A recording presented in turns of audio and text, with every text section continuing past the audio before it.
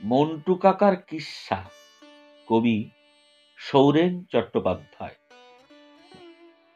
সেদিন ঘরে দুপুরবেলা শুয়ে আছি, হঠাৎ মোর মোবাইলটা বেজে উঠল। মাথাটা চিড়বিড় করে উঠলো বটে, তবু মাথাটা ঠান্ডা করে ফোনটা ধরলি। মোর কোনো ভটার ফোন করছে, হয়তো কি বিপদে পড়ছে। মনকেই তো দেখতে হবে। অহ বাবা, চা দোকানি কানাই মোবাইলে মোকে ফোন করেছে। বলে, কাকা তুমি আসো, মোর দোকানে দমে বিপদ। আমি বলি, আগুন লেগেছে নাকি রে? সে বলে, তুমি তাড়াতাড়ি আসো, মোবাইলে সব কথা বলা যাবে নি, তবে এই কেসটা আগুন নয়, বোমা। মোর তো বোমার কথা শুনে মাথা ঘুরেছে। যাবো নি ভাবিটি, যদি ফেটে যায় কোনো বিপদ নাই, আর যদি এখনো নাই ফাটে, তবে মনকার যাবার পর যদি ফাটে, তান্নে কি হবে? তবু যেতে তো হবে, মোর ভটার বলে কথা। মুই তো গেনি।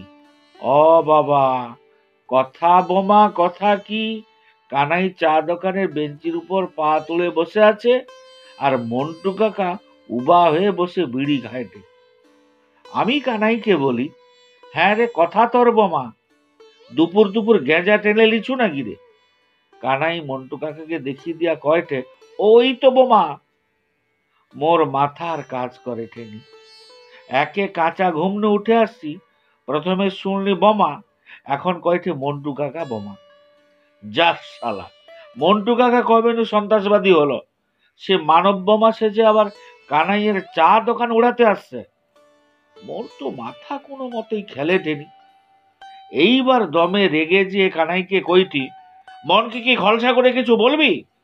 তখন কানাই আর কিছু না বলে মন্টু কাকার সামনে বড় বড় দুটা বইয়ের ব্যাগ আর নতুন রেডিও দেখিয়ে বলেঠে, মন্টু কাকাকে তার বেটা বউ বৌমা সবাই ঘর নু খেদি দিছে। কাকা বইপত্র রেডিও লিয়ে এসে মকে ধরছে, বলেঠে তোর দোকানে দুদিন মকে রাখ, আর বিশাকে ডাক, মনে বিচার দুব। অহ, এই কেস।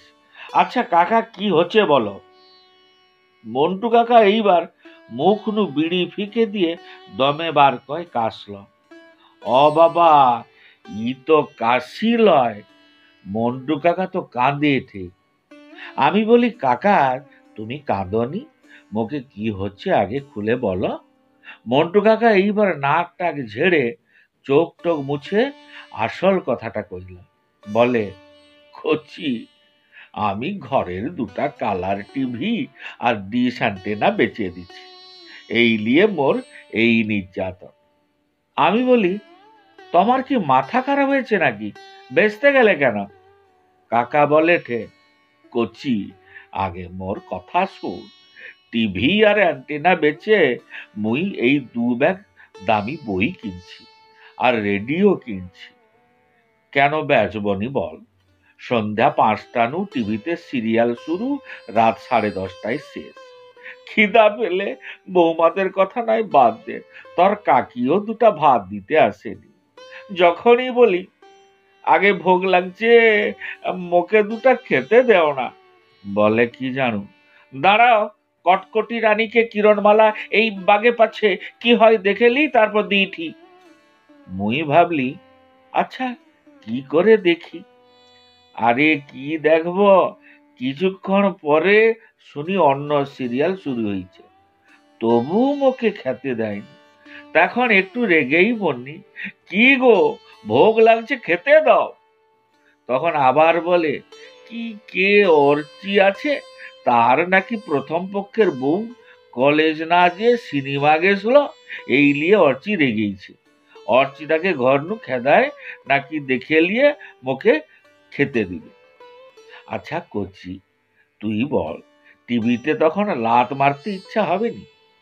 মোর বড় বেটার ঘরে বড় লাতিটা নীলরতনকে তো দেখছু, সে যে মাসে জন্মালো সেই মাস দিয়ে একটা কি নতুন সিরিয়াল শুরু হলো। নীলরতন এখন ক্লাস 4-এ পড়েছে, সেই সিরিয়াল এখনো শেষ হয়নি।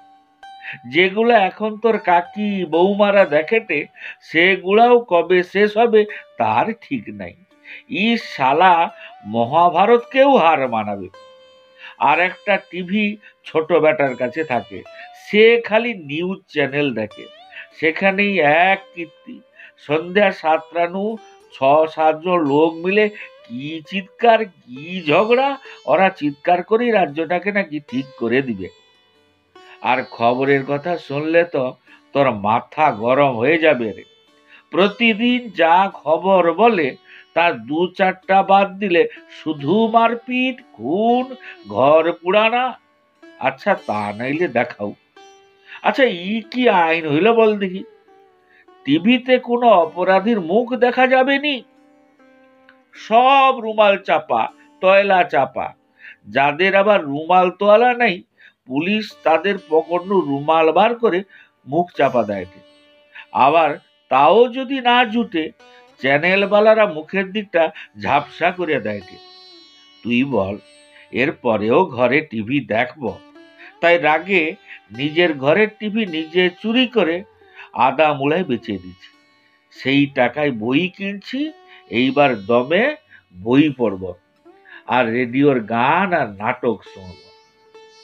বই তো মহা ফ্যাসাদে পড়লি।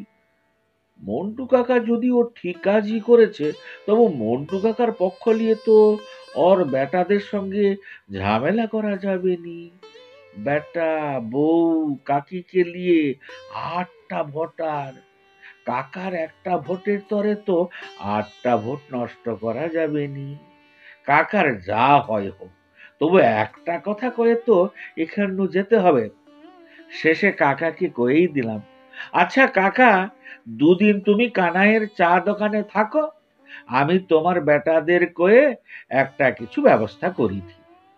পরদিন সকালে ঘুমিয়াছি, কানাই মুখে এসে ডাকেতে বলে, কাকা, সর্বনাশ হইছে।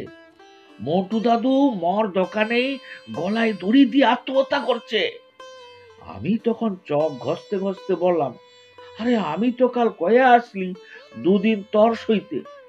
কানাই কাঁদতে কাঁদতে কটে, কাল রাতে শুয়ে শুয়ে মন্টু দাদু মোকে কইছিল কোন নাটকে নাকি দাদু শুনছে কোন বুড়া নাকি বেটা বউয়ের অত্যাচারে গলায় দড়ি দিয়ে আত্মহত্যা করছিল। ওর মনটা সত্যি খারাপ হইছে কানাইয়ের কান্না শুনে। তবু তখন মনে মনে হিসাব করিতি, একটা ভোট বিরোধী পক্ষে যাবে ভাবছিলি, যা শালা, ও ভোটার তো এখন মৃত, বিরোধী দলে তো আর ওটাও পাবেনি।